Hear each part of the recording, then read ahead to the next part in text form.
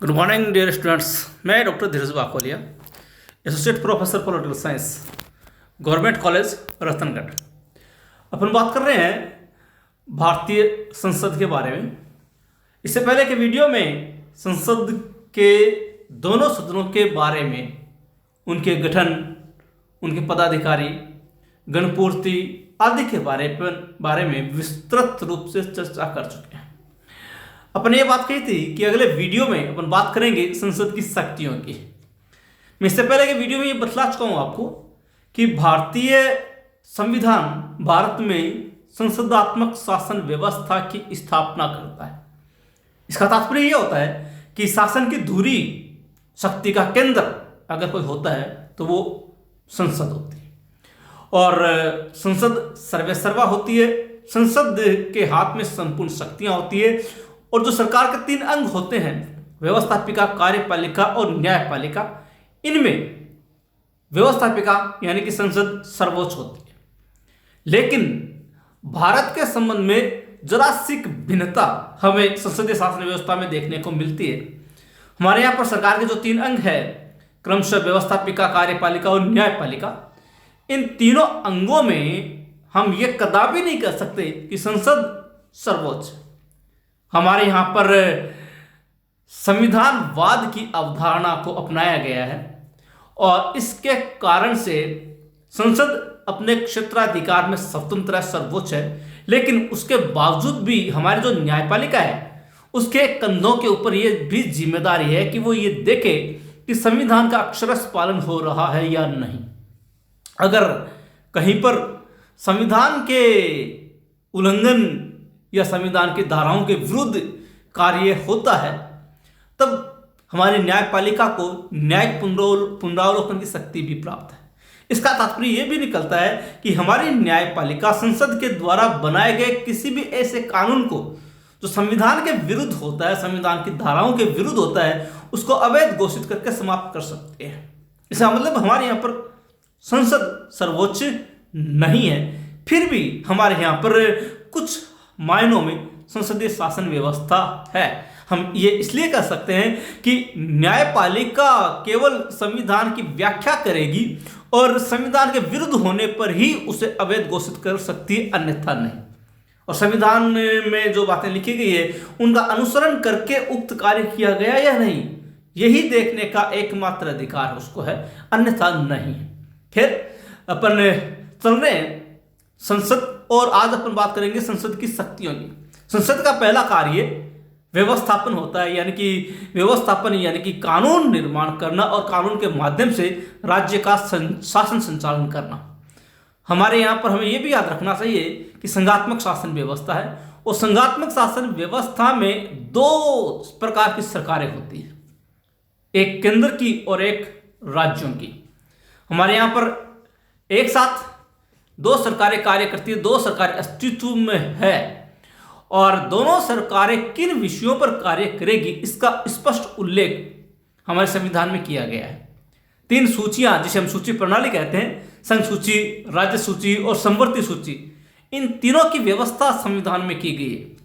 जैसा कि नाम से पता चलता है, संघ सूची यानी कि वो विषय जिनके ऊपर संघ सरकार कानून बना सकती है, राज्य सूची यानी कि वो विषय जिनके ऊपर राज्य सरकारें कानून बना सकती है, और समवर्ती सूची यानी कि वो विषय जिनके ऊपर दोनों सरकारें कानून बना सकती है। तो जो संघ सूची है और समवर्ती सूची है, इन विषयों के ऊपर कानून निर्माण की एकमात्र शक्ति भारतीय संसद को प्राप्त है। यानी कि संघ सूची के विषयों पर तो कानून बनाएगी, साथ ही साथ समवर्ती सूची में दिए गए विषयों के ऊपर भी कानून का निर्माण हमारी संसद के द्वारा किया जा सकता है। इसके अलावा एक विशेष बात जो हमें देखने को मिलती है, वह है अवशिष्ट विषयों के संबंध में। यानी कि वो विषय जो किसी भी सूची में, यानी कि संघ सूची में, राज्य सूची में या समवर्ती सूची में नहीं है, उनको अवशिष्ट विषय कहा गया है, और इनके ऊपर कानून निर्माण का अधिकार संघीय संसद को प्राप्त है। इसका मतलब संघ सूची के ऊपर, समवर्ती सूची के ऊपर और अवशिष्ट विषयों पर कानून निर्माण करने में संसद सर्वोच्च है। इसके अलावा यदि संकटकालीन परिस्थिति लागू है, तब भी हमारी संसद संकट काल में राज्य सूची के विषय पर भी कानून निर्माण कर सकती है। संकट काल की बात करें, इसका मतलब कि अनुच्छेद 356 अगर लागू है, अनुच्छेद 352 अगर लागू है, दोनों में अंतर करना चाहूंगा। अनुच्छेद 352 में वो संपूर्ण भारत में किसी भी राज्य के संदर्भ में राज्य सूची के विषयों पर कानून का निर्माण कर सकती है, लेकिन अनुच्छेद 356 लागू हो तो जिस राज्य में अनुच्छेद 356 लागू हो उसी राज्य के संबंध में राज्य सूची के विषय पर कानून निर्माण का अधिकार संघीय संसद को प्राप्त होता है। इसके अलावा 2 या 2 से अधिक राज्य विधानमंडल प्रस्ताव पारित करे तब भी संसद राज्य सूची के विषय पर कानून का निर्माण कर सकती। मतलब कि 2 या 2 से अधिक राज्य अगर प्रस्ताव पारित कर दे कि उक्त विषय पर जो राज्य सूची में है कि उक्त विषय पर कानून का निर्माण संसद को करना चाहिए, तब संसद उस राज्य के संबंध में या जिन राज्यों ने प्रस्ताव पारित किया है उनके संबंध में उस विषय पर कानून का निर्माण कर सकती है जो राज्य सूची में उल्लेखित है। इसके अलावा राज्यसभा 2/3 बहुमत से प्रस्ताव पारित करे तब भी संसद राज्य सूची के विषय पर कानून का निर्माण कर सकते हैं। राज्यसभा की बात करें, राज्यसभा को ये विशेष शक्ति प्राप्त है कि वो 2/3 बहुमत से किसी भी ऐसे विषय को जो राज्य सूची में उल्लेखित है उसको राष्ट्रीय महत्व का घोषित करके कानून का निर्माण करने का अधिकार संसद को दे सकती है। और जहां तक बात वित्तीय शक्ति की है, वित्त के मामले में संसद सर्वोच्च कहते हैं कि संसद की स्वीकृति के बिना एक पैसा भी खर्च नहीं किया जा सकता। यानी कि अगर सरकार को कुछ भी खर्च करना हो तब उसका अनुमोदन, उसकी अनुमति संसद से लेनी ही होगी। बजट के माध्यम से संसद जो पैसा विभिन्न विभागों के लिए तय करती है, स्वीकृति प्रदान करती है, उसको खर्च करने के लिए भी संसद की अनुमति चाहिए होती है।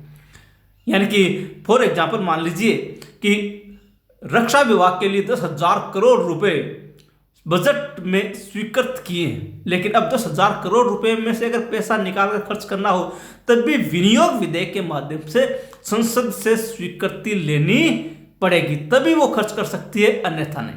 इसके अलावा जो वित्तीय मामलों में सर्वोच्च नियंत्रण होता है वो 2 समितियां हैं, एक को अपन प्राक्कलन समिति बोलते हैं और एक को लोक लेखा समिति बोलते हैं। इनकी नियुक्ति भी संसद के द्वारा की जाती है।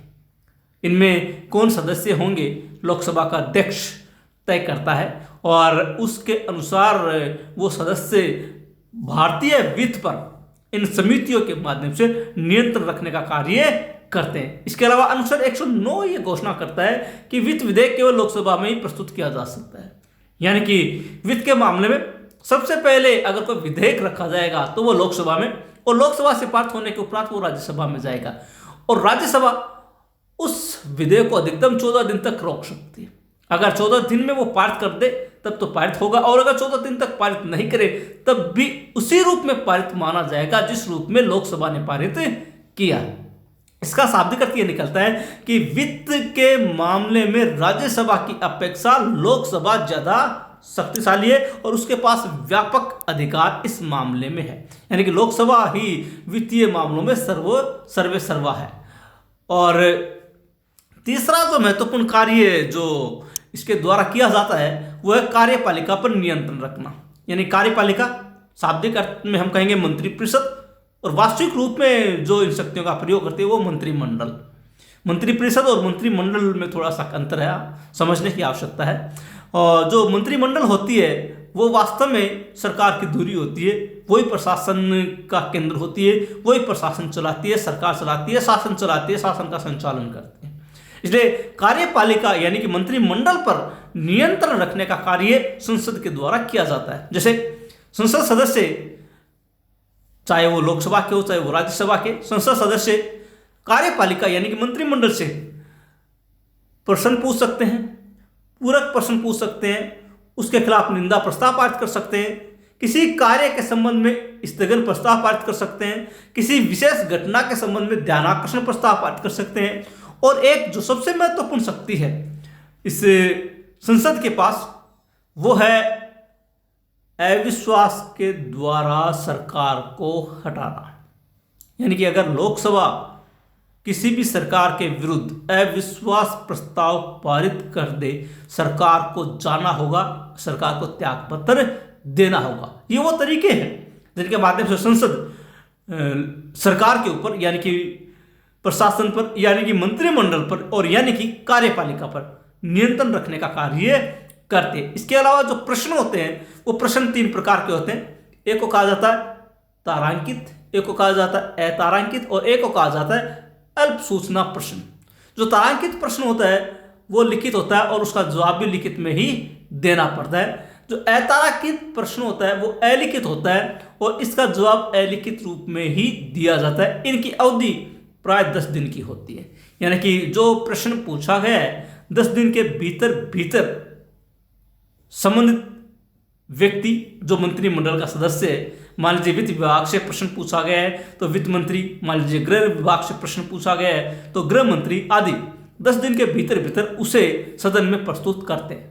और जो अल्प सूचना प्रश्न होता है यानी बहुत ही महत्वपूर्ण विषय पर अल्प सूचना प्रश्न भी पूछा जा सकता है, वो 10 दिन से कम अवधि का होता है और उसका जवाब 10 दिन से कम अवधि में देना पड़ता है। और एक बात जो ध्यान रखने योग्य है वो ये है कि अविश्वास प्रस्ताव केवल लोकसभा ही ला सकती है, राज्यसभा ने। संसद के जो दोनों सदन हैं उनमें इस मामले में लोकसभा ज़्यादा शक्तिशाली है और लोकसभा ही अविश्वास प्रस्ताव के द्वारा किसी भी सरकार को, किसी भी प्रधानमंत्री को, किसी भी मंत्रिमंडल को हटाने का अधिकार रखती है। यानी कि अविश्वास प्रस्ताव लाया जाएगा तो लोकसभा में ही लाया जाएगा, लोकसभा में ही चर्चा होगी, लोकसभा में ही उसके विरुद्ध मतदान होगा। भारतीय इतिहास में अब तक 8 मंत्रिमंडल अविश्वास प्रस्ताव से हटाए गए। ध्यान दीजिएगा, विशेष रूप से वो अभ्यर्थी जो प्रतियोगी परीक्षाओं की तैयारी कर रहे हैं, कॉलेज में असिस्टेंट प्रोफेसर भर्ती की तैयारी कर रहे हैं, वो ध्यान दें कि अब तक भारत में 6 मंत्रिमंडल अविश्वास प्रस्ताव के द्वारा हटाए गए हैं। कौन कौन से? सबसे पहला देसाई मंत्रिमंडल जुलाई 1979 में, दूसरा वीपी सिंह नवंबर 1990 में, तीसरा चंद्रशेखर मार्च 1991 में, चौथा वाजपेयी अटल बिहारी वाजपेयी 1996 में, फिर देवगौड़ा एचडी देवगौड़ा 1997 में और गुजराल आई के गुजराल 1997 में। ये वो 6 मंत्रिमंडल है जिनको अविश्वास प्रस्ताव के द्वारा लोकसभा के माध्यम से हटाए गए हैं। अप्रैल 1999 में वाजपेयी लोकसभा में विश्वास प्राप्त करने में असफल रहे थे, यानी कि उनको बहुमत साबित करना था लेकिन वो बहुमत साबित नहीं कर पाए और एक मत की कमी से सरकार का पतन हो गया था। और जहां तक बात राज्यों के संबंध में, संसद के पास राज्यों के संबंध में भी व्यापक अधिकार है। ये विशेष ध्यान रखने योग्य बात है। ये चीजें संघात्मक शासन व्यवस्था में केवल भारत में ही है, अन्य किसी देश में नहीं है। इसमें संसद राज्यों के नाम व सीमा में परिवर्तन कर सकती है, यानी कि किसी राज्य के नाम में परिवर्तन करना चाहिए, जैसे असम का असोम किया गया, पांडिचेरी का पुदुचेरी का किया गया। इसी प्रकार के नाम में अगर परिवर्तन करना चाहे तब इसमें सक्षम है तो केवल संसद। राज्य से हालांकि उसकी इच्छा जरूर पूछ जाती है, लेकिन राज्य अगर हाँ कहे या ना कहे तो उसका कोई औचित्य नहीं है। प्राय संसद ही इस बारे में निर्णय करती है। और एक महत्वपूर्ण बात कि राज्यों की सीमाओं में भी परिवर्तन करने का अधिकार संसद को है। हालांकि औपचारिक रूप से राज्यों के पुनर्गठन के संबंध में जो विधेयक है संसद से पारित होने के उपरांत राज्यों के पास अवश्य जाता है, राज्य से पूछा भी जाता है, राज्य इसके संबंध में प्रस्ताव भी पारित करते हैं। और राज्य यदि ये कहे कि वो राज्य का विखंडन नहीं चाहते तब भी होता वही है जो संसद चाहती है। जैसे भी हाल ही का उदाहरण आया आंध्र प्रदेश के विभाजन का, तेलंगाना बनाया जाना था। आंध्र प्रदेश विधानसभा ने तेलंगाना बनाए जाने का यानी कि आंध्र प्रदेश विखंडन का जो प्रस्ताव था वो खारिज कर दिया और उन्होंने प्रस्ताव पारित किया कि आंध्र प्रदेश का विभाजन नहीं किया जाए। लेकिन उसके बावजूद भी संसद के द्वारा आंध्र प्रदेश का विभाजन करने का कानून बनाया गया। अभी एक एकदम ताजा उदाहरण जम्मू कश्मीर का है। जम्मू कश्मीर विधानसभा के द्वारा ऐसा कोई प्रस्ताव पारित नहीं किया गया था, लेकिन धारा 300 समाप्त करके साथ साथ जम्मू कश्मीर राज्य का समापन कर दिया और उसके स्थान पर 2 अलग अलग केंद्र शासित क्षेत्र बना दिए गए। ये सब कुछ कर सकती है संसद।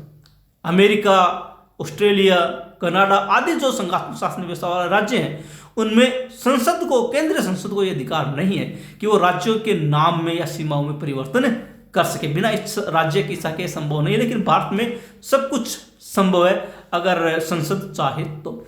और इसके अलावा नवीन राज्य का निर्माण करना, किसी भी राज्य का अस्तित्व समाप्त कर देना, यह भी अधिकार संसद को प्राप्त है, यानी कि नए राज्य का निर्माण, जैसे कि अभी मैंने बतलाया कि आंध्र प्रदेश से तेलंगाना बनाया गया, या उत्तर प्रदेश से उत्तराखंड बनाया गया, मध्य प्रदेश से छत्तीसगढ़ बनाया गया, बिहार से झारखंड बनाया गया।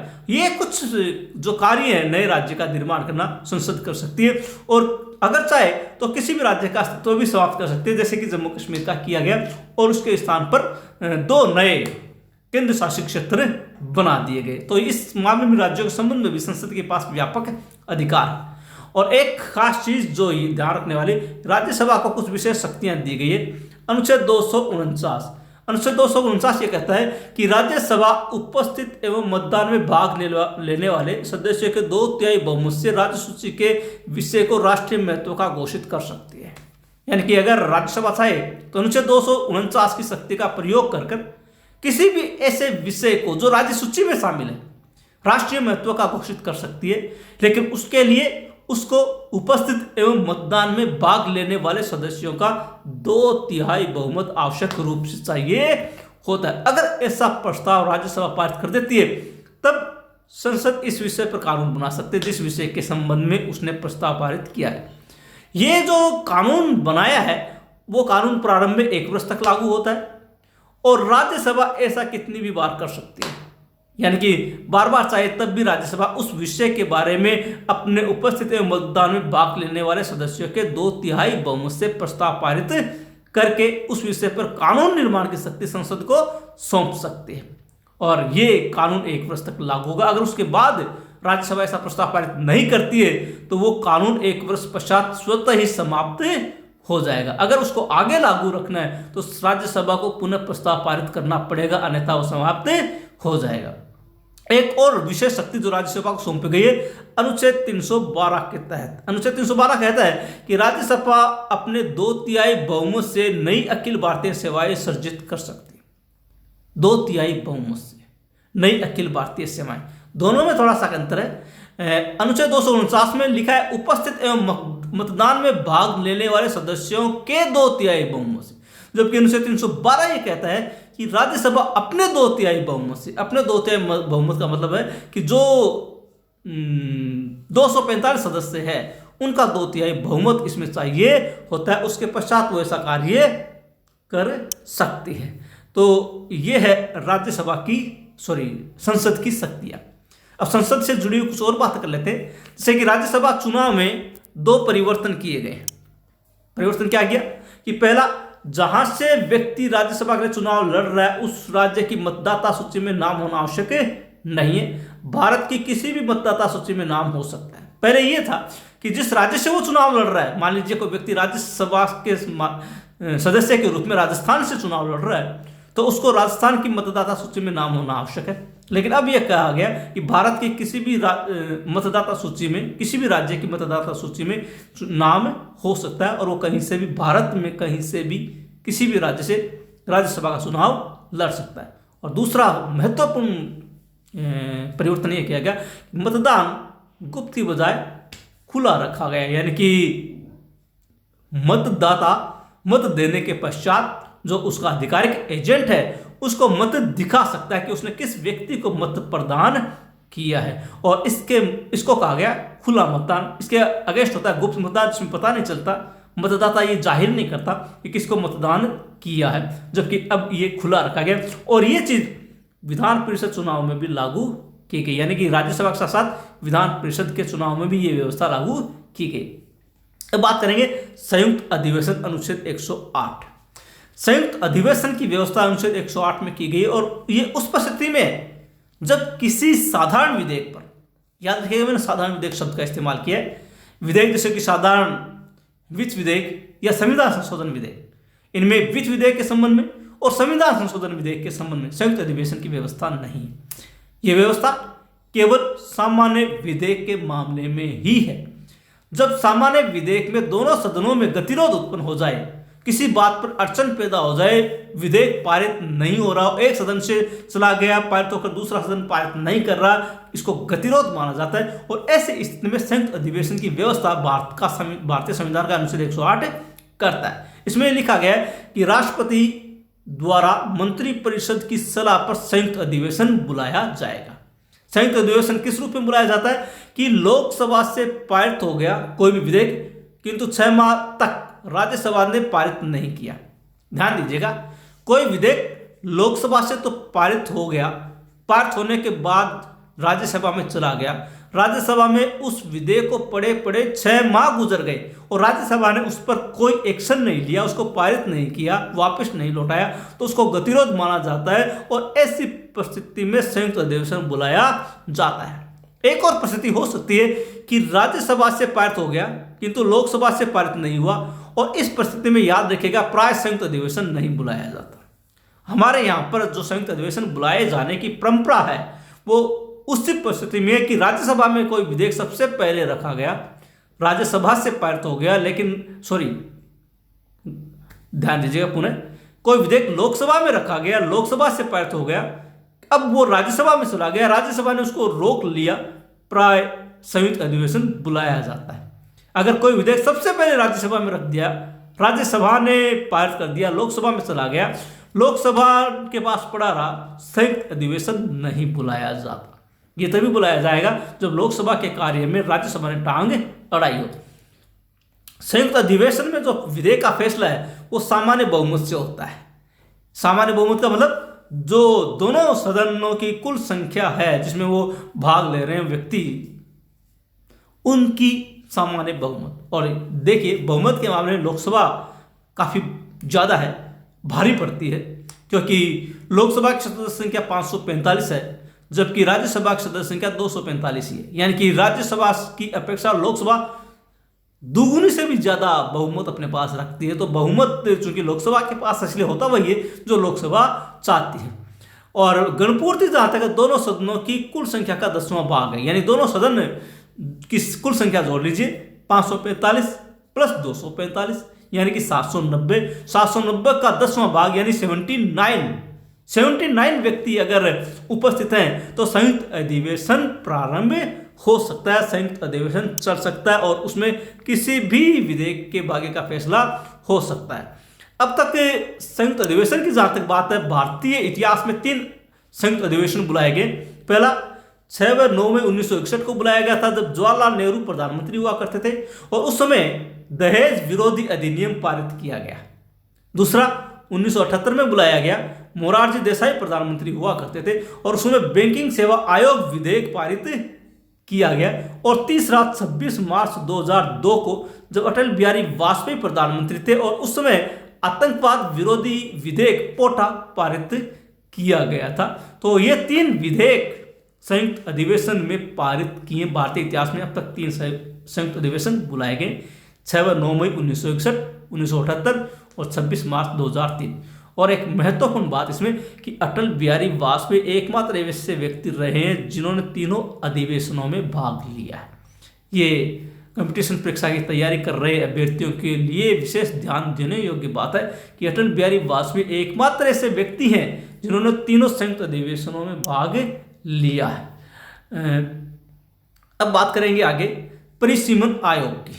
अनुच्छेद 82 आर्टिकल 82 ये कहता है कि प्रत्येक जनगणना के उपरांत, प्रत्येक जनगणना के बाद विभिन्न निर्वाचन क्षेत्रों में आवश्यकता अनुसार परिवर्तन, यानी कि हर 10 साल के बाद भारतीय संविधान के अनुच्छेद 82 के अनुसार हर 10 साल के बाद जनगणना के आधार पर निर्वाचन क्षेत्रों में आवश्यकता के अनुसार परिवर्तन किया जाएगा।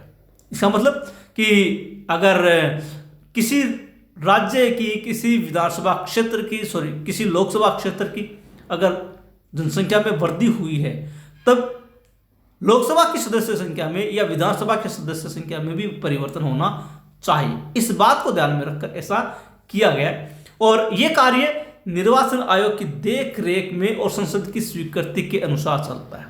निर्वाचन आयोग इसमें मुख्य भूमिका निभाता है और संसद की स्वीकृति के बाद यह कार्य हुआ होता है। 42वां संशोधन जब किया गया था उसमें परिसीमन के लिए जो था वो 2001 की जनगणना को आधार माना गया था। 42वें संविधान संशोधन के अनुसार 2001 तक लोकसभा और राज्यसभा की सदस्य संख्या वही रहेगी जो 1971 की जनगणना अनुसार है। ध्यान दीजिएगा, 42वां संविधान संशोधन ये कहता है कि 2001 तक लोकसभा और राज्यसभा की सदस्य संख्या में कोई वृद्धि नहीं की जाएगी और आधार वही होगा जो 1971 की जनगणना है। और बाद में 91वें संविधान संशोधन के अनुसार इसे बढ़ाकर 2026 कर दिया गया, यानी कि 2026 तक लोकसभा की और राज्यसभा की सदस्य संख्या में वृद्धि नहीं की जाएगी। और बार बार जो परिसीमन किया जाता है वो परिसीमन तो किया जा सकेगा, लेकिन सदस्य संख्या में वृद्धि नहीं की जाएगी। अब 2026 के उपरांत संसद इसके बारे में क्या कानून बनाते उसके आधार पर तब तय होगा। अब तक 4 बार परिसीमन आयोग का गठन किया गया है। पहला 1952 जब प्रथम आम चुनाव हुए थे, दूसरा 1963, तीसरा 1973 और चौथा 2002 में, यानी कि 1952, 1963, 1973 हर जनगणना के बाद प्रारंभ में परिसीमन किया गया, सदस्य संख्या में परिवर्तन किया गया। लेकिन बाद में 1971 में जब 2001 में ये कानून बना दिया गया था, संविधान में संशोधन कर दिया गया था। इस कारण से 1971 की जनगणना के आधार पर इस सीटों का निर्धारण किया जाता रहा, सदस्य संख्या में वृद्धि नहीं हुई। और अब इसे 2026 तक कर दिया गया, यानी 2026 तक सदस्य संख्या वही रहेगी, इनमें कोई परिवर्तन नहीं किया जा सकेगा। सदस्य संख्या में परिवर्तन नहीं है, लेकिन मतदाता जो जुड़ते चले जाएंगे उनको मताधिकार प्राप्त रहेगा। अंतिम जो परिसीमन आयोग 2002 में गठित किया गया था, उसके अध्यक्ष थे न्यायमूर्ति कुलदीप सिंह। कुलदीप सिंह की अध्यक्षता में चौथा परिसीमन आयोग 2002 में गठित किया गया था और इसने अपना परिसीमन का महत्वपूर्ण कार्य संपादित किया। इसमें क्या किया गया, जम्मू कश्मीर, असम, अरुणाचल प्रदेश, मणिपुर, नागालैंड को छोड़कर, ध्यान दीजिएगा, जम्मू कश्मीर, असम जिसे हम असम के नाम से ज़्यादा जानते हैं, अरुणाचल प्रदेश, मणिपुर और नागालैंड, इन राज्यों में परिसीमन नहीं किया गया। बाकी संपूर्ण भारत में परिसीमन किया गया।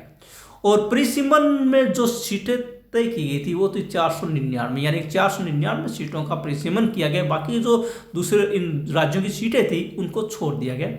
इनमें एससी सीट में परिवर्तन हुआ। पहले 79 ऐसी सीटें हुआ करती थी लोकसभा में, अब उनकी सीटें हो गई है 84, यानी कि परिसीमन से पहले एससी की सीटें 79 थी और परिसीमन के बाद हो गई 84। एसटी की सीट में भी परिवर्तन आया, पहले 41 हुआ करती थी, अब हो गई 47 परिसीमन के बाद में। और सामान्य सीटें जो पहले 423 थी घटकर हो गई 412। ध्यान दीजिएगा, 499 सीटों का परिसीमन किया गया। एससी की सीट पहले 79 हुआ करती थी, वो 84 हो गई। एसटी की सीट पहले 41 हुआ करती थी, अब 47 हो गई। सामान्य सीटें पहले 4234 यानी 423 हुआ करती थी, अब वो 412 हो गई है। तो ये है परिसीमन। और इस रूप में हमारी संसद कार्य करती है। परिसीमन भी वही तय करती है, परिसीमन आयोग भी वही गठित करती है। वो संसद की कानून की स्वीकृति के अधीन होता है। और संयुक्त अधिवेशन जब हो संसद का, दोनों सदनों का, तो उसके बारे में ही संसद को ही व्यापक अधिकार है। संसद की शक्ति अपने क्षेत्राधिकार में अपरिमित है, असीमित है। वो उन समस्त कार्यों को संपादित कर सकती है जो संघ सूची और समवर्ती सूची में गिनाए गए हैं। इसके अलावा अवशिष्ट विषयों पर भी संसद कोई भी कार्य कर सकती है। संसद की शक्ति इस मामले में असीमित है।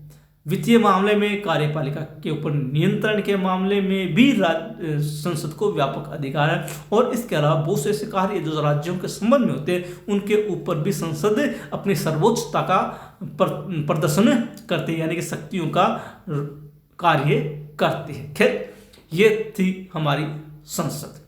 अगर इसके संबंध में अभी भी आपको कोई कन्फ्यूज़न हो, कोई बात समझ में नहीं आई हो, तो आप कृपया कमेंट बॉक्स में जाकर लिखें।